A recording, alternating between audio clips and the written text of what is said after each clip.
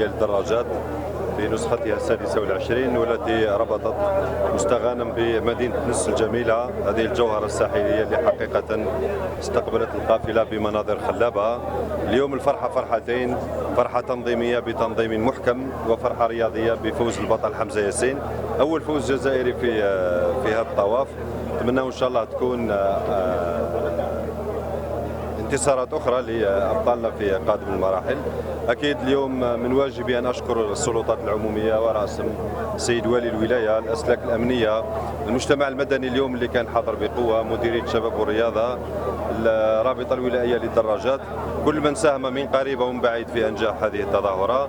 نتمنى التوفيق إن شاء الله لفرقنا في قادم المنافسات، ونشكر كذلك تحية حارة لكل جمهور تنس على حفاوة الاستقبال.